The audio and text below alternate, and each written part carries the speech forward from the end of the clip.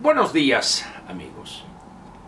Voy a comentar con usted hoy en esta videocápsula diaria un tema que me ha, como se dice coloquialmente, me ha andado rondando la cabeza, aun cuando evidentemente es una figura, es una metáfora, pues, pero es un tema que he traído y le pienso y luego lo dejo, pero creo que ha llegado el momento de comentarlo con usted. Espero que sea de su interés. Hace muchos años en México, quizá ya por mediados de los años 80 o principios de los años 80, era popular una frase que decía así: un optimista, en México por supuesto, un optimista es un pesimista mal informado. Dicho de otra manera, frente a la realidad, aquella persona que pensaba que todo iba bien y que iba a estar mejor es porque no tenía los datos y la información correcta. Siento que hoy esta frase o esta expresión se le adjudica a Carlos Monsiváis. No sé si efectivamente él la acuñó o la pronunció primero y se hizo popular, pero creo que, tomando en cuenta el sarcasmo y los retruécanos verbales a que era tan adicto Monsiváis, fácilmente podría efectivamente ser de su ingenio. Muy bien, repito pues, hoy en México un optimista es un pesimista mal informado. ¿Por qué digo esto? Mire, Banco de México acaba de dar a conocer un índice que es conveniente revisarlo mes a mes, el Índice Nacional de Confianza del Consumidor. Y las cifras y porcentajes que arroja esta encuesta, que elabora, repito, mes a mes Banco de México, son verdaderamente impresionantes, no por el optimismo que revelan esas cifras o esos porcentajes, sino desde mi punto de vista por la ingenuidad o por la ignorancia de datos objetivos que significa. Trataré de explicarme. Hay analistas hoy en México que todo lo ven en función de esta cifra o de este porcentaje o de aquel o allá para allá. Yo he mantenido una posición divergente frente a eso y afirmo que hay que darle importancia a las señales que las palabras del gobernante y de sus funcionarios expresan. En el análisis económico no todos son las cifras.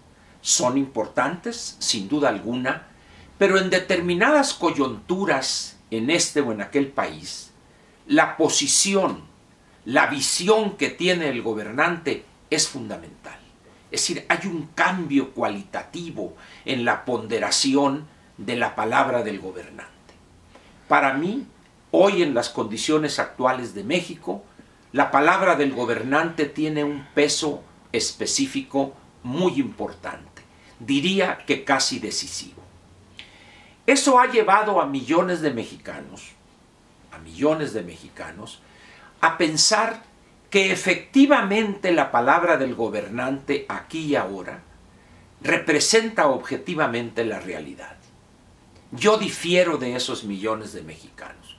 Es muy posible que esté yo equivocado, lo acepto de entrada. Sin embargo, no veo elemento alguno que me permita retractarme de esa posición o rectificarla. Insisto pues, todos aquellos que ven, medido esto a través del Índice Nacional de Confianza del Consumidor, un panorama rosa para los próximos 12 o 24 meses, mi impresión es que están profundamente equivocados.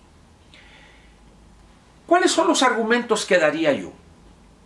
Estamos viendo un gobierno errático, que no hay una claridad en relación con la visión del desarrollo que tiene. No hay incluso una coordinación entre las diferentes áreas de su gabinete que pudiera decir uno, este gobierno va por este camino. Nos quiere llevar a este objetivo. La verdad es que no encuentro a alguien que me pueda decir hoy claramente hacia dónde va este gobierno. Los bandazos que da el gobernante, ahorita ataca a alguien de corrupto y de esto y el otro, pero luego se disculpa con él y dice, no, siempre no, mejor ahí la dejamos. Por otra parte dice, es que en el aeropuerto había una gran corrupción, pero luego les ofrece contratos en Santa Lucía. Pero luego después les dice, no, lo va a hacer el ejército. Y luego dice, aquel eran esto y esto y esto, pero luego los perdona. Y están sufriéndose daños en Michoacán y en el centro del país producto de los bloqueos de las vías del ferrocarril por parte de un grupo de delincuentes que se hace llamar la CENTE. Y dice, no, no voy a reprimir, no voy a utilizar la fuerza para desbloquear esas vías. Y aquellos dicen, no, pues sírvete otra vez. Se sirven con el cucharón del pozole, diría Gilgamesh. Ante todas estas señales, ¿quién en su sano juicio y 2 dedos de frente podría afirmar que vamos en caballo de hacienda prácticamente? ¿Quién podría ser optimista hoy frente a todos esos elementos y muchos más? Podría agregar otro, esos diferendos con los empresarios, cierto con una congelación de inversiones o posposición de otras. Ante esos problemas y esas señales reales, efectivas que ahí están, ¿quién podría en estos momentos verse o decir, soy optimista respecto al futuro del país para los próximos 12 o 24 o 36 meses?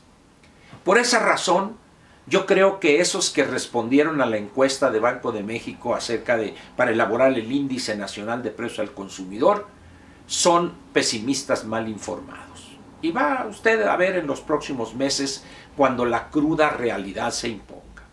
En unos cuantos días el INEGI dará a conocer las cifras del Producto Interno Bruto para el 4º trimestre del año que terminó hace 6 semanas, una cosa así.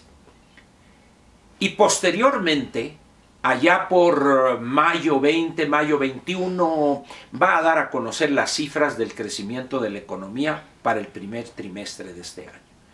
De tal manera que para fines del 2º trimestre o del primer semestre, allá por el 30 de junio, vamos a ver si el optimismo, entre comillas, que hoy se manifiesta en esa encuesta sobre la confianza del consumidor, se mantiene. Yo lo que veo hoy en el país es un estado peligroso de euforia colectiva que carece de todo sustento. Si fuéramos objetivos, analíticos y no ciegos aplaudidores del actual gobierno y de su gobernante que lo encabeza, deberíamos manifestar preocupación por algo tan sencillo como esto.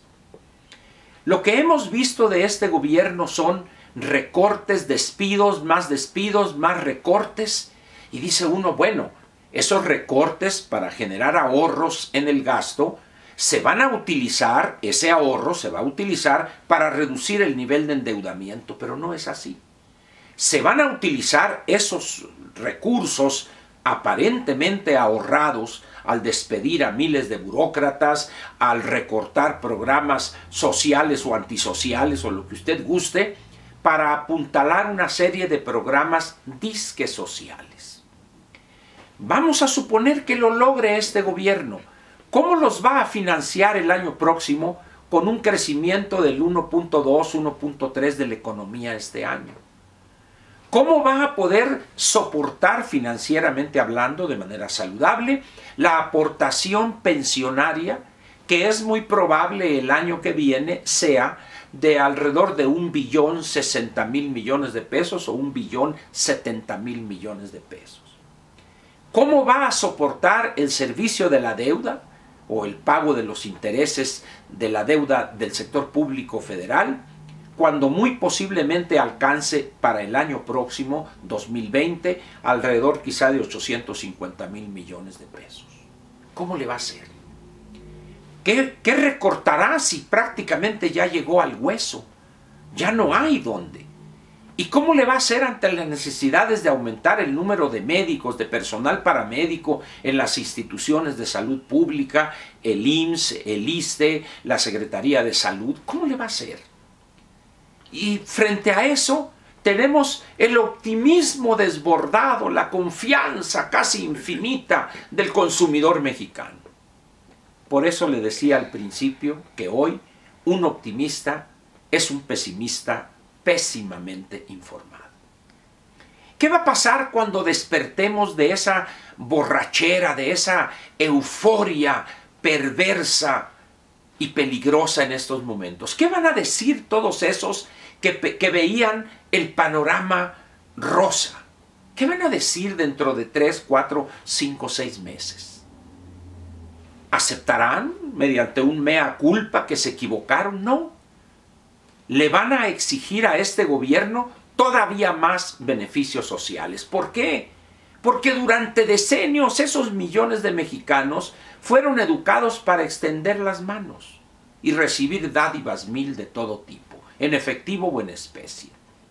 Por eso yo digo que así como en el lejano oeste, allá en el siglo XIX, había la pistola más rápida del oeste, hoy, en el segundo decenio del siglo XXI, en nuestro país hay las manos más rápidas del oeste. Rápidamente sacan de la cartuchera, de la funda, para pedir más, más y más. No más que les tengo una mala noticia. Ya se ha demostrado que no hay dinero y puedo asegurarle a usted que tampoco habrá. En esas condiciones, pues, no me cansaré de repetir que hoy en México un optimista es un pesimista pésimamente informado. Muchas gracias y lo espero mañana con otra videocápsula diaria. Cerraremos de lunes a viernes para luego dar paso a la sabatina y a la dominical. Muchas gracias y lo espero mañana en este espacio para gente inteligente y que tiene muy buena ortografía. Gracias.